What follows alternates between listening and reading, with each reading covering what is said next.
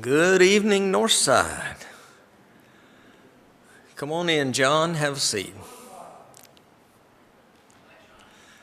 We are, for those who may be here for the first time, we are in the minor prophets. I should say we're in the prophets because they're all prophets. For some reason, years ago, somebody divided them up into the 5 major prophets and the 12 minor prophets. They're all the same. They're all prophets. The only difference is the size of the book. We're in Amos tonight, though, and it's a pretty good-sized book. So this was a challenge for me.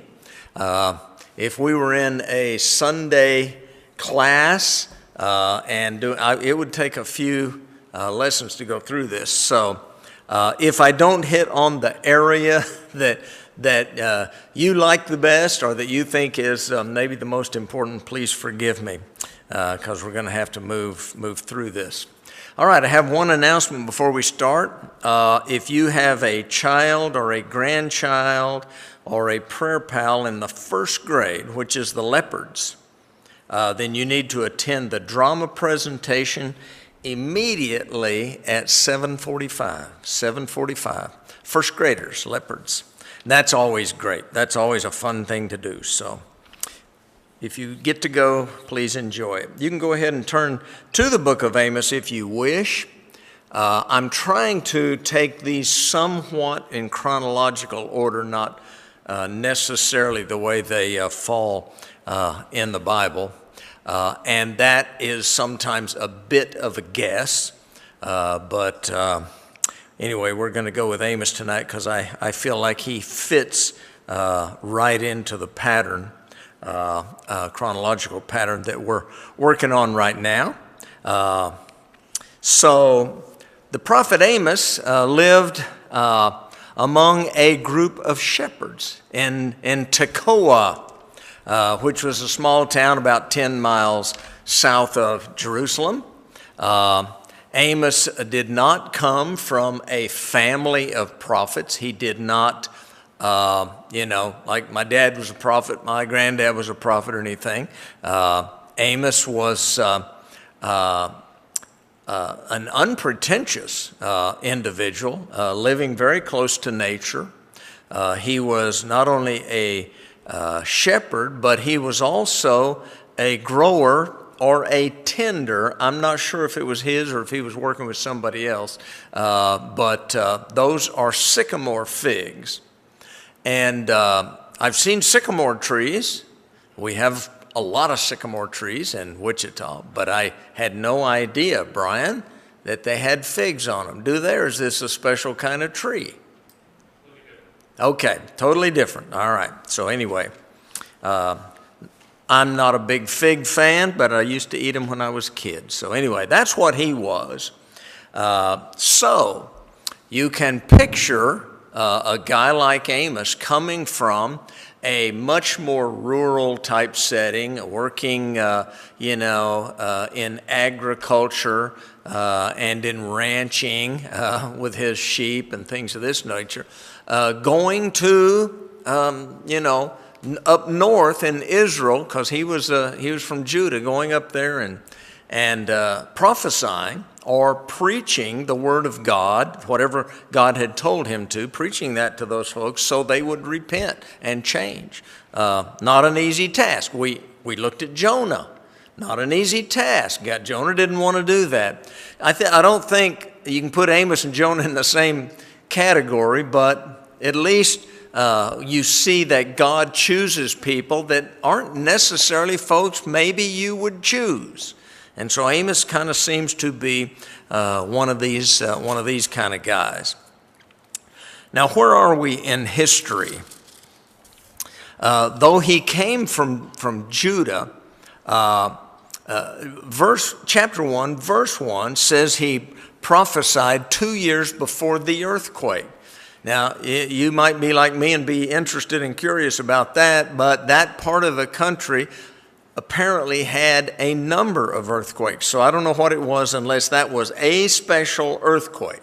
I remember the one that happened out in San Francisco where the interstate bridges, high rise, just fell, and and things like that, so Oakland and San Francisco type areas. So whatever this was, it was probably an earthquake of note that original people who read this would have fully understood.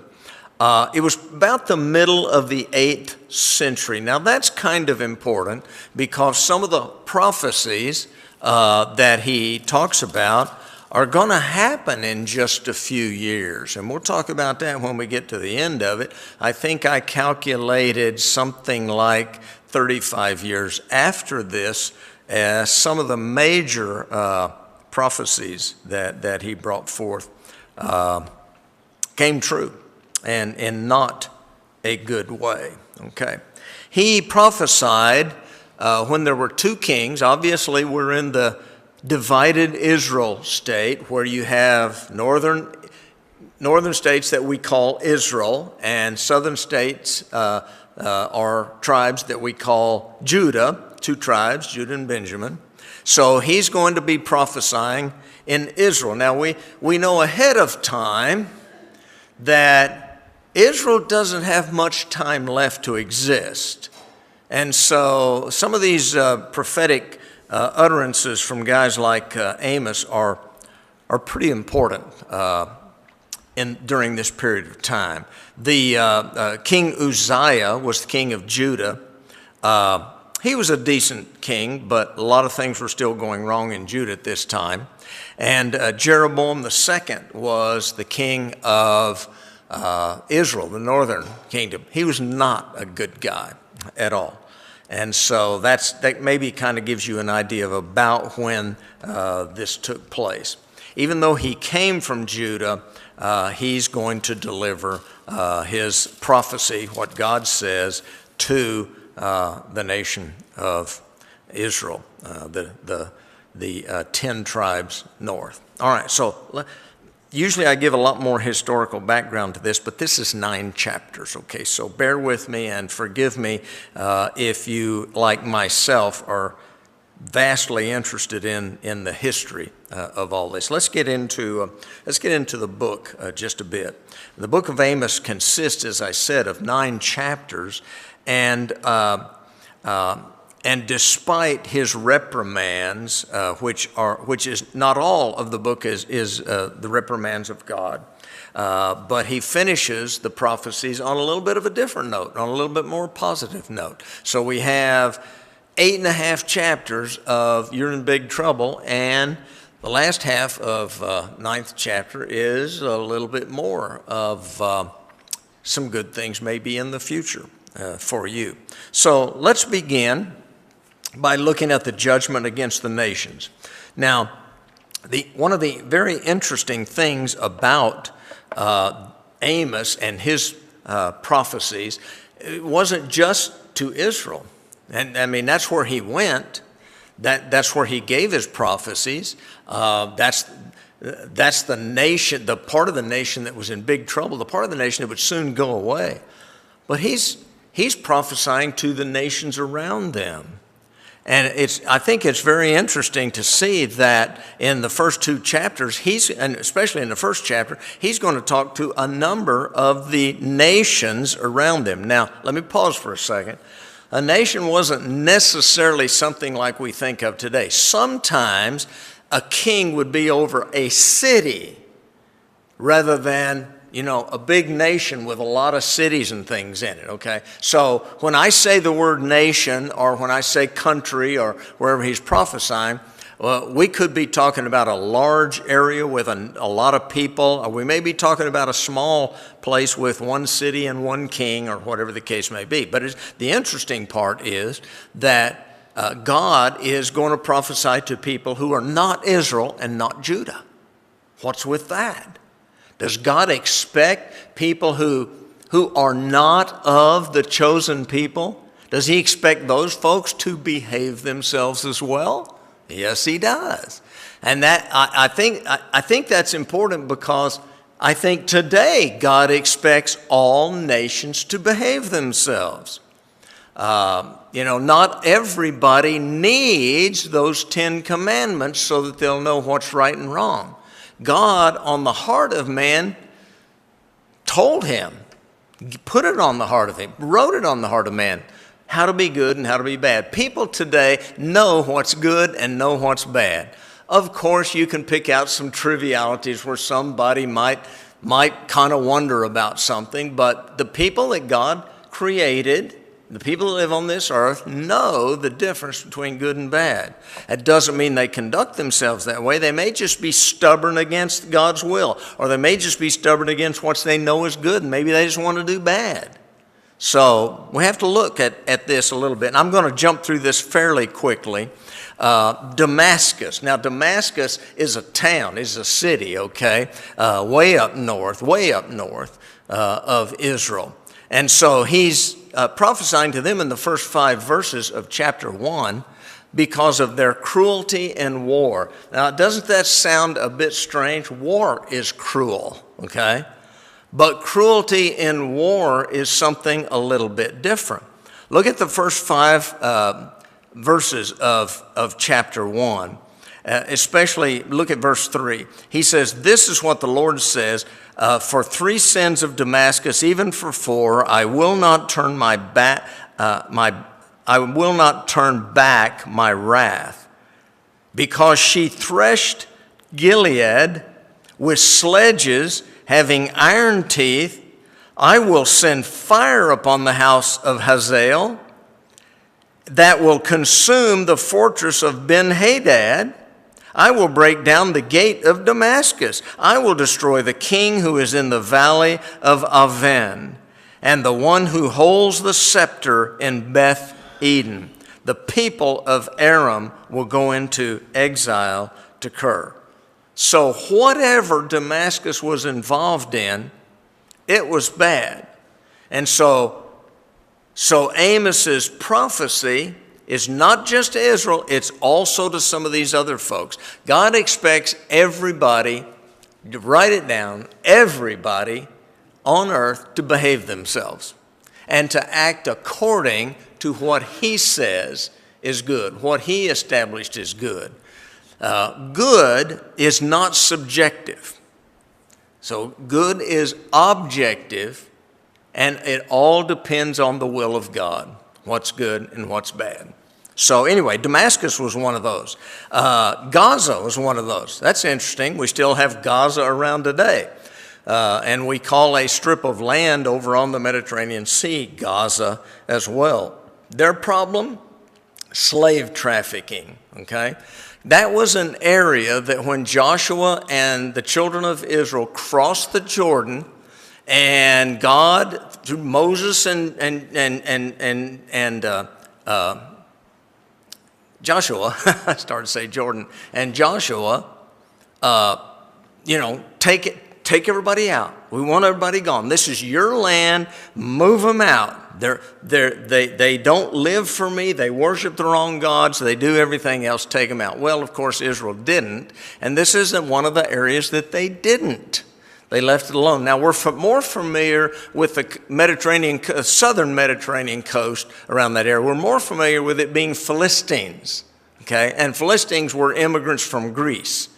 And they were pretty bad guys. I mean, we've got, all kinds of wars and problems and everything with the Philistines. But in this period of time, God, through Amos, is prophesying to Gaza because of their slave trafficking. Let's keep moving. Tyre. Now, Tyre is a town north and on the northern coast of the Mediterranean Sea. Very interesting place.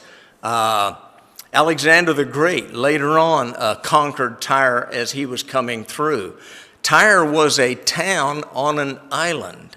It was a city on an island out in the Mediterranean. And so when Alexander the Great came down, it was like, well, how are we going to conquer this city? It's on an island and it has great walls all around it. So of course, what do you think he did?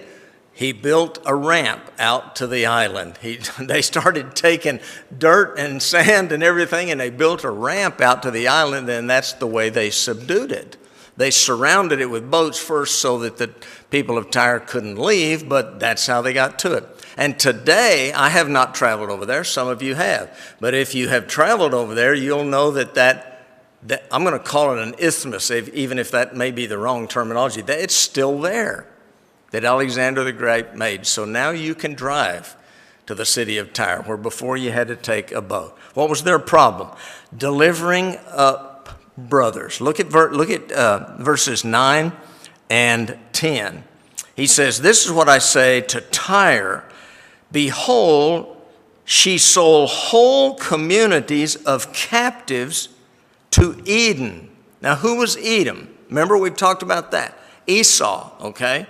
We have Jacob and Esau. We have this conflict between the two, the stealing of the birthright and all that. But God told Abraham and to Esau, still going to make a great nation out of Esau as well. Everything's going to be okay. We're going to make a great nation out of both. Well, Edom became quite anti-God and quite anti-Israel at that period of time. They sold whole communities of captives to Edom. They delivered up brothers to Edom. Okay? Verse 10 says, "I will set fire upon the walls of Tyre that will consume her fortresses." The next kingdom or whatever is Edom itself. What's their problem? Well, we know what that problem is without even reading about it. In verse 11 and 12, it's the hatred of your brother. Who's your brother? Jacob and Esau. Edom was still related to Israel. They were brothers. They should have conducted themselves that way, but they didn't. Who's the next one? Ammon. Ammon is east of Israel, kind of out in the deserty area. And he called on them for their intense and uncalled for cruelty. In verse 13, and halfway through 13, he says, "Because he ripped open the pregnant women of Gilead in order to extend his borders." And of course, years ago, I remember the first time I read that, I thought, oh my, surely this means something else. Surely they didn't really rip open a pregnant woman just to increase their borders. Must not so. They did that. How do you do that? You destroy the next generation. Can you believe that one nation would do that against another nation? Can you believe that? To extend their borders, to conquer them, will take care of the next generation. They won't be around. What a cruel and ugly thing to even think about. No wonder God was prophesying to them. And in verse 14, he said, "I'll set fire to the walls of Rabbah." God's going to take care of that. He's not going to put up with that. Isn't it funny? They don't love God. They don't follow God. They don't have the commands. They don't have the laws. They don't have the prophets. God expects every nation to behave themselves according to the will of God. Well, you've got Moab also, for the vengeance on a dead king. This is pretty interesting in chapter 2, first 3 verses. He's in halfway through verse 1, he says, because he burned as if to lime the bones of Edom's king. So not only did they kill or destroy the king of Edom, but they burned his bones into lime, or as of lime. He said, I'm going to send fire on Edom that will consume the fortresses of Kerioth. Moab will go down in great tumult amid war crimes and the blast of the trumpet. I will destroy her ruler and kill all her officials. So people did cruel and crazy things. I'm not sure anything's much different today, but they did cruel and crazy things. Amos is from Judah, and he's prophesying in Israel, but he's going to include Judah in this league of nations that he's prophesying against. So in the next couple of verses, 4 and 5, he says, because they have rejected the law of the Lord and have not kept his decrees, because they have been led astray by false gods, the gods of their ancestors had followed. I will set fire upon Judah, and it will consume the fortress of Jerusalem. What was one of the major problems that the people of Israel had during the journey out of Egypt and after crossing the Jordan River as well? What happened when Moses went up on the mountain to receive the commands from God? Came back down, and Aaron, because of the will and pressure of the people, had built a golden calf. Can you imagine what Moses thought as he walked down the mountain and saw that? Seriously, they had those back in Egypt. After 400 years in Egypt, it became ingrained in a lot of people's minds, I think, that maybe those gods are okay. Maybe we need to pray to some of these gods. They were polytheistic anyway, so maybe if I need something, I can pray to some of these others. After they crossed the Jordan, led by Joshua, we see the same thing. We see Israel continually, time after time, turning to some other god, some god of a Greek god, a Roman god, an Egyptian god especially. It's amazing that they did that after they saw the power of God, after he led them out of captivity, after he fed them in the wilderness, after he gave them drink in the wilderness, after he got them to the promised land. And they're still bent on turning back to the gods of their captors. Those folks back there. Absolutely amazing. All right, let's get into Israel, because this is sort of, I'm going to call it the main, even though all of the other prophecies are obviously just as meaningful and just as relevant as this one.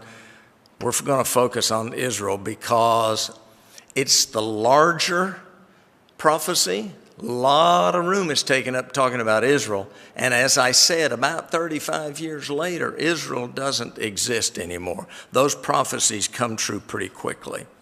So we see Israel in chapter 2 from verse 6 through verse 16. We see the corruption, which seems to happen in so many countries, not just the ancient countries, biblical type countries. We see that today, corruption. I've heard power corrupts, and absolute power corrupts absolutely. I've heard that statement for years. And, it's probably true, not in all cases, but it seems to be so true in so many cases. They were not immune from it back then at all. Israel had broken away, remember Rehoboam, Jeroboam, had broken away from each other, and the northern kingdom, under their leadership, and they had created new altars, they had created new places of worship. Bethel and Dan had become holy sites because they didn't want to have to cross the border down into Jerusalem to worship. What they have done for year after year after year, the place to go for that worship.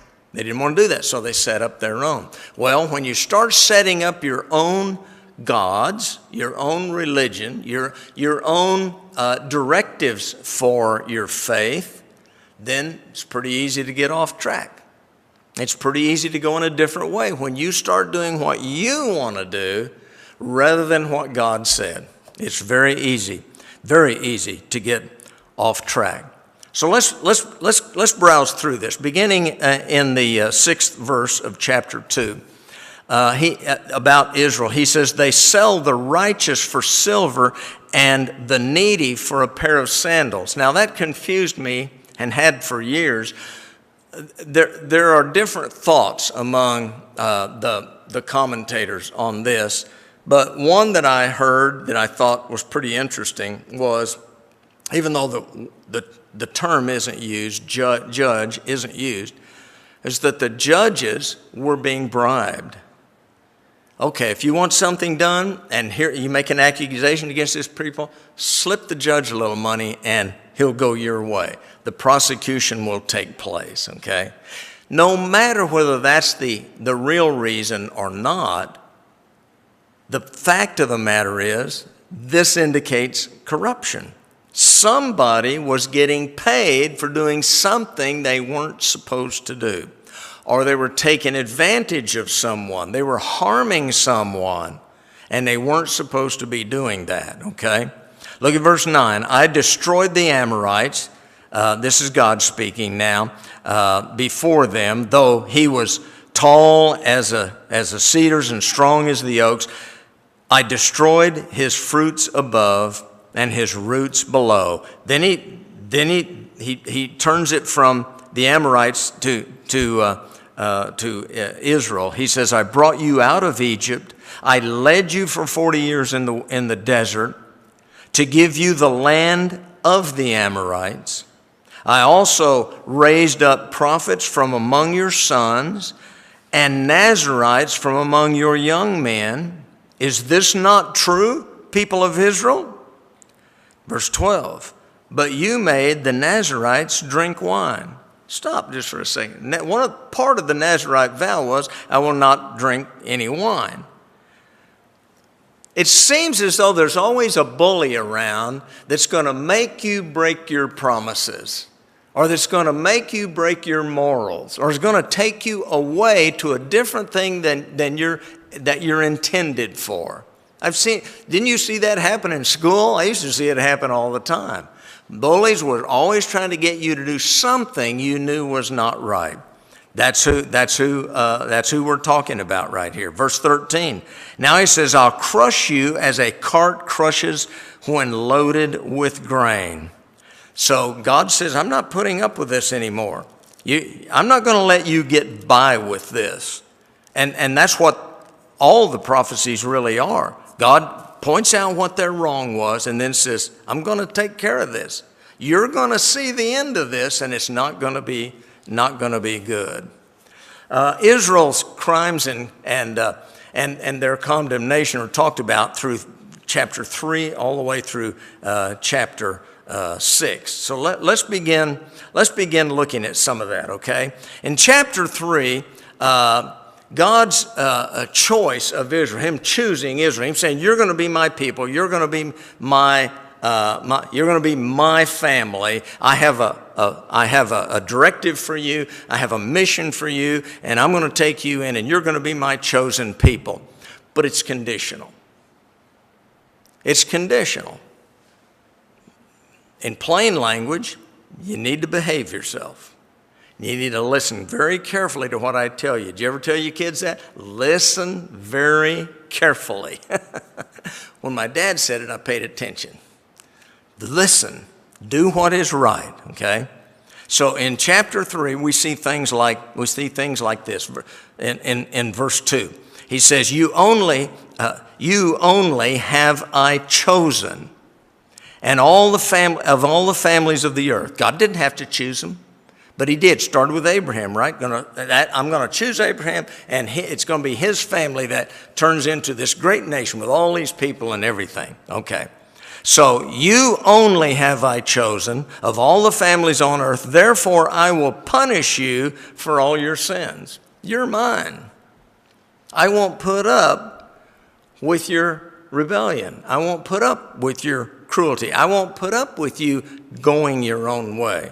I won't put up with you going against the will of your father, me.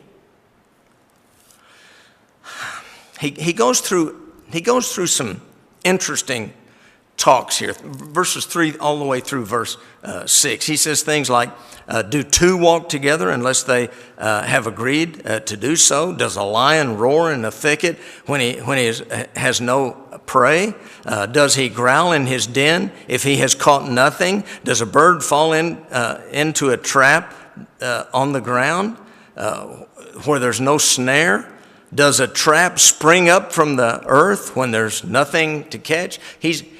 He's starting this conversation by getting their agreement. Oh, yeah. Oh, we get that. Oh, we get that. Verse 7, surely the sovereign Lord does nothing without revealing his plans through his servants, the prophets.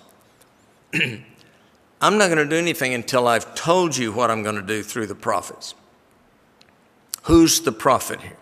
Amos is the prophet. What's God saying through Amos? Better pay attention, because the things that are getting ready to happen, I'm going to tell you about them. You pay attention to those. Jump over to, let me go on down to verse 11. I don't want to skip this.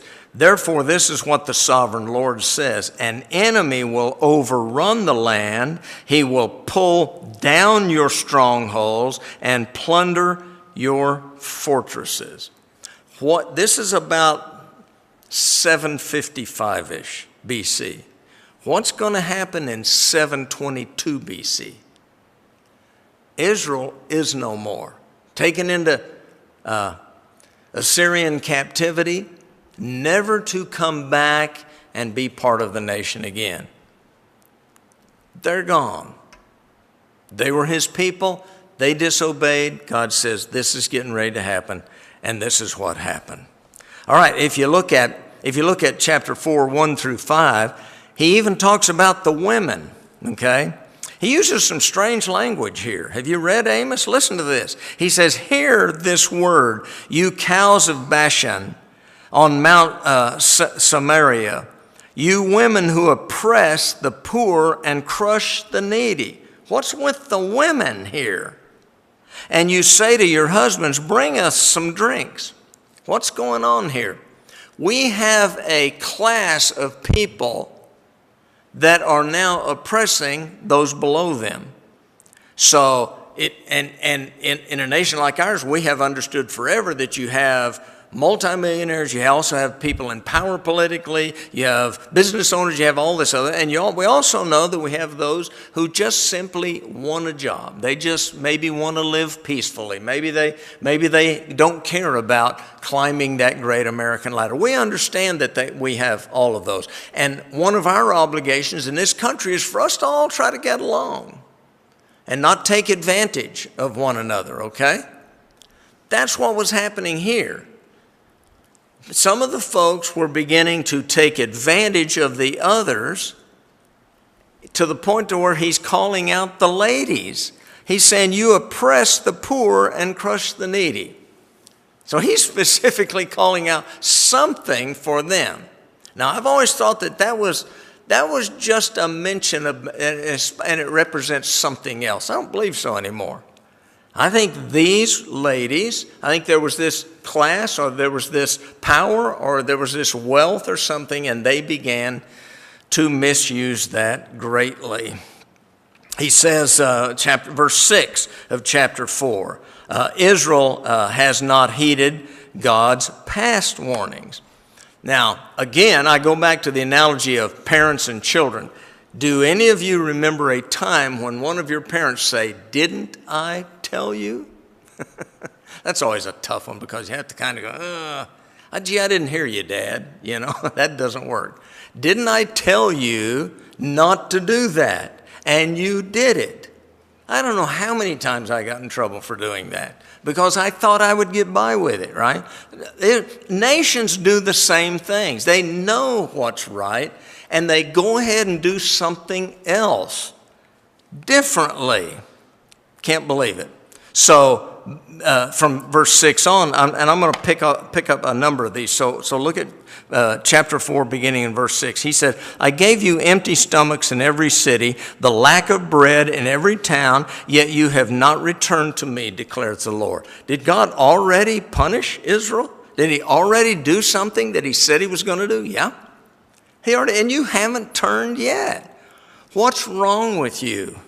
Look at verse 7. I also withheld rain from you. Look at halfway through verse 7. I sent rain on one town, but withheld it from another. Verse 8. People staggered from town to town for water. They were thirsty. They were in a drought, but did not get enough to drink. Yet you have not returned to me. Verse 9. Many times I struck your gardens and vineyards. I struck them with blight and mildew, locusts, we've talked about that before, devouring your figs and olive trees, yet you have not returned to me.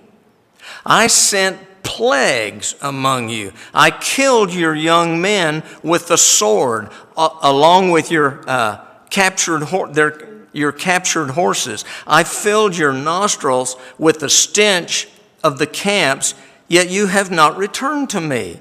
I overthrew some of you, as I overthrew Sodom and Gomorrah. You were like burning sticks snatched out of the fire, yet you have not returned to me. Therefore, this is what I'll do to you, Israel. And because I will do this to you, I love this terminology, prepare to meet your God. Somehow I think there are some movies that have taken that phrase and used it in other ways, okay? Prepare to meet your God, O Israel. All right.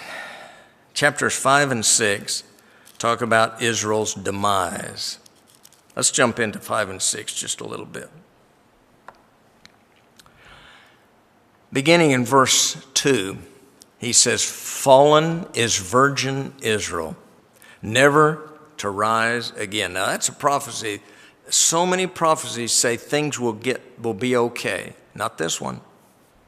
Never to rise again, deserted in her own land with no one to lift her up. Look at verse 4. This is what the Lord says to the house of Israel. Seek me and live. Seek me and live. Do not seek Bethel. That's one of the worship places. Do not go to Gilead. Do not journey to Beersheba. For Gilead will surely go into exile, and Bethel will be reduced to nothing. Seek the Lord and live. That should be a theme for people of all generations, no matter whether they were Jewish folks back then or whether they're God-fearing Christians today. Verse 7, you who turn justice into bitterness.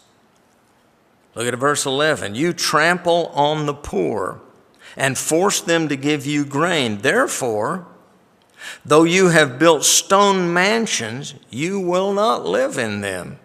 Though you have planted lush vineyards, you will not drink their wine. You oppress, middle of verse 12, you oppress the righteous and take bribes. You deprive the poor of justice in the courts. Verse 14, seek good, not evil, that you may live. How many warnings? Look down at verse 21. I despise your religious feast. I cannot stand your assemblies. Don't forget that the English word church in the Greek Bible means assembly. So when we say church, we mean assembly. When we come together, we are the church. Okay, so we here today are the church because we assemble together. And so he says, I can't stand your assemblies. Then look at verse 23, very interesting. Away with the noise of your songs. I will not listen to the music of your harps. Apparently, Even through all the idol worship and all the crazy things going on, apparently there was still some form of worshiping God going on. I'm not going to listen to him. I'm not going to listen to the music you offer up to me. It's not going to happen. Verse 27, therefore I will send you into exile beyond Damascus. There you go. Assyria is going to be way of. I will send you into exile beyond Damascus. Look at the first verse of chapter 6. Woe to you who are complacent in Zion. Verse 6. I'm jumping around because we have so much here. Look at verse 6 of chapter 6. You drink wine by the bowlful and use the finest lotions, but you do not grieve over the ruin of Joseph. When he says the ruin of Joseph, he's talking about the nation, the ruin of Joseph, okay? Verse 8, I abhor the pride of Jacob. And he goes on and on and on. Israel's future is pointed out in 7 through 9. 7 through 9. 1 through 3, he talks about the devouring locust. We've talked about that before, the locust plagues. 4 through 6 talks about the consuming fire. Chapter 7, 7 through 9, he talks about the plumb line. See, I'm setting a plumb line in the midst of my people. What's a plumb line for? Well, I grew up in a construction family. My dad was a carpenter by trade. I did a lot of carpentry work early on. I'm pretty poor at it today, but I know what a plumb line is. If you want something straight and you want something vertical and you want something in its proper place, I don't know, how many of the walls in your houses are like this? Hopefully they're straight up and down. I actually have a wall going into my bathroom that's a little bit crooked, and the door won't stay closed. It just keeps opening. So when you go in, you actually have to almost lock it, okay? Plumb line is to say this is perpendicular. This is properly straight. It up and down. It's right in the middle. It's not leaning one way or the other. That's what the purpose of a plumb line is, okay?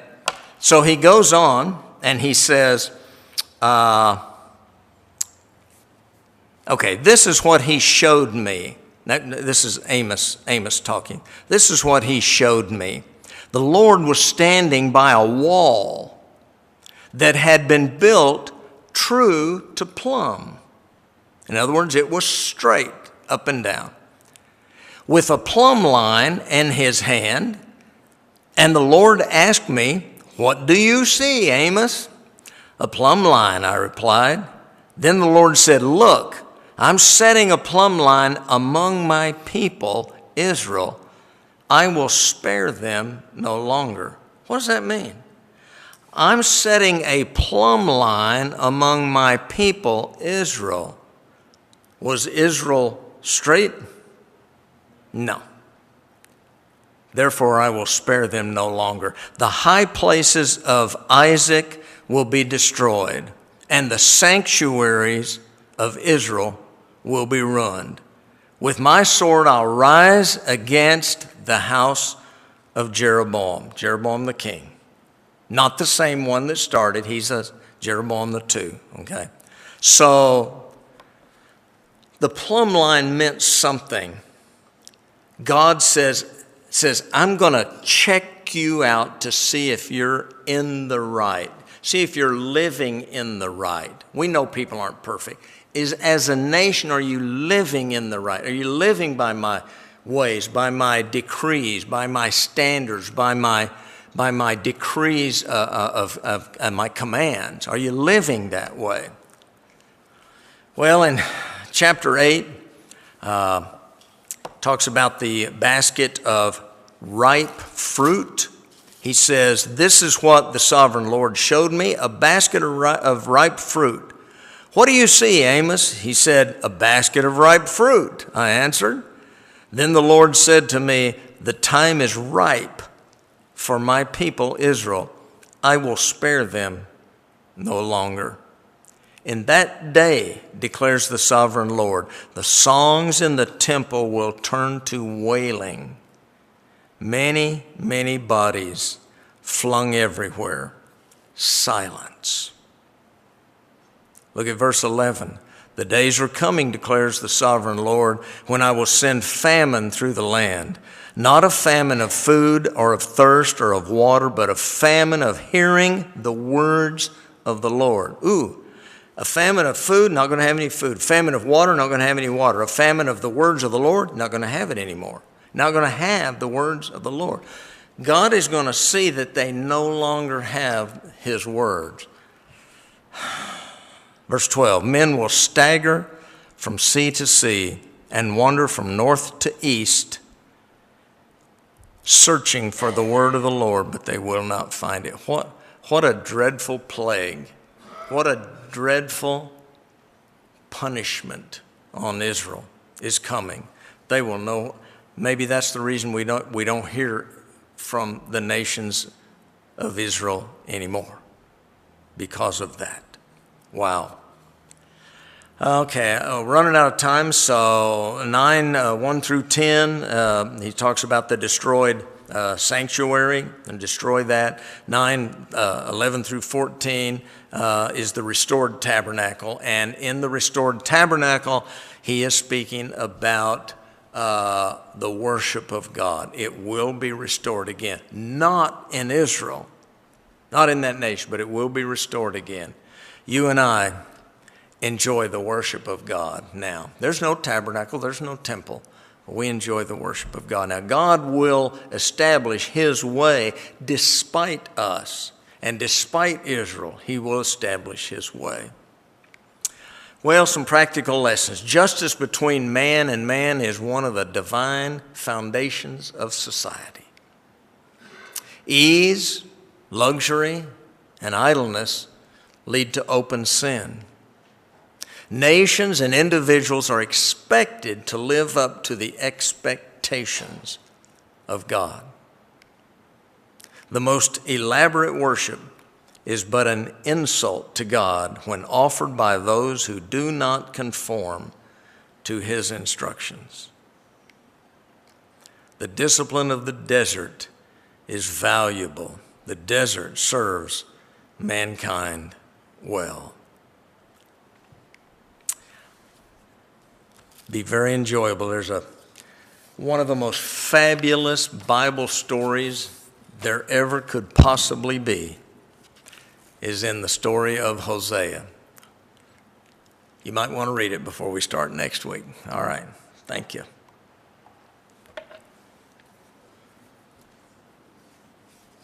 If you have a drama presentation to go to, this is the time.